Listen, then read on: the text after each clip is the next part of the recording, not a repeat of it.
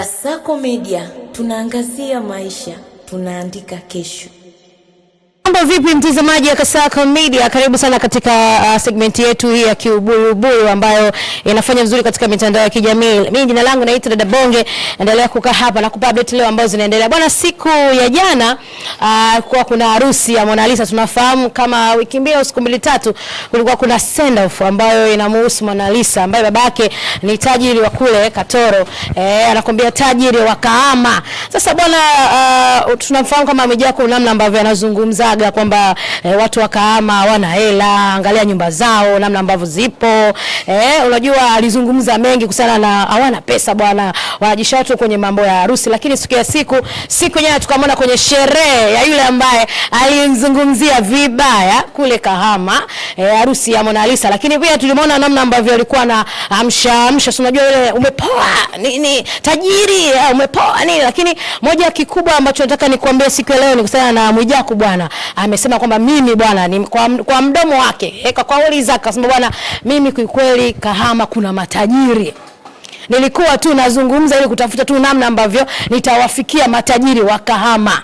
Na siku jana amesalenda kupitia harusi ya Mona Lisa. Namna ambavyo amezungumza, amesema kwamba hao kweli ni matajiri, na wana fedha za kutosha na wanaishi maisha mazuri. Maana alitoka Dar es Salaam mpaka kule Kahama, bi ilikuwa ya tajiri kutokea kule GSM bwana Katoro, matajiri wa Katoro. Lakini tumeangalia kwenye mitandao ya kijamii kila mtu anazungumzia Katoro kwa namna yake. Mwingine Katoro wa wapi, Katoro wapi. Lakini tunajua kabisa kule Geita kuna matajiri wengi. Lakini siku jana tumehakikishiwa kupitia DC Mwijaku, mzee wa kuongea, mzee wa kuzungumza, siku jana amesalenda na kupewa zawadi ya fedha za kutosha. Kwenye akaunti yake tukiona kwamba kuna matajiri mbalimbali alikuwa anazungumza nao, kuna watu mbalimbali alikuwa anazungumza nao, lakini zaidi akapewa dola zaidi ya 8,000.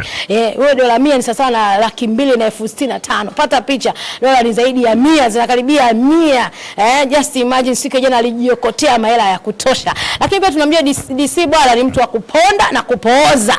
Baada ya kuponda siku jana bwana akasalina akakaa kwenye siti ya za VIP na akasema bwana, matajiri wa Kahama mimi nakwambia wewe ndo namba 1 kuanzia Dar es Salaam mpaka Kahama. Kwa siku jana bwana DC alisalenda na kusema kwamba kweli bwana, watu wa Kahama kweli wana fedha. Watu wa Katoro, ukijiita wewe mtu wa Katoro hakikisha una fedha, unaambia fedha za kutosha. Na pia yeye unajua kabisa namna ambavyo alivyokuwa anazungumza kwenye mitandao ya kijamii. Lakini tunafahamu zaidi kule kuna wasemaji wengi, lakini siku ya jana Mwijaku alitawala. Alitawala namna ambavyo amezunguka kwenye sherehe akionyesha namna ambavyo sherehe inaendelea, namna ambavyo ameshika katika sherehe. Lakini pia kuja hivi bwana, unajua yule Mwijaku ni mtu wa target, ni mtu ambaye anajua kuchungulia vizuri fedha za matajiri. Akaja na mazawadi akawapatia GSM zawadi. Wewe wapi? Akaja na mazao akamwambia nimemletea mabibie, akajikomba pale. Lakini siku akajua nini ambacho anakifanya. Huu boy bwana utaupata kiundani zaidi mpaka muda wa 7 kamili pale kwenye kipindi cha Selfie nikiwa na Shax pamoja na Kevin. Anakuambia Dark D6 baby.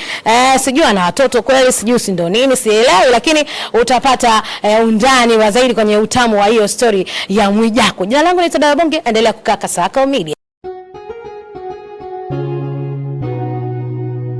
Kasako Media, tunaangazia maisha, tunaandika kesho.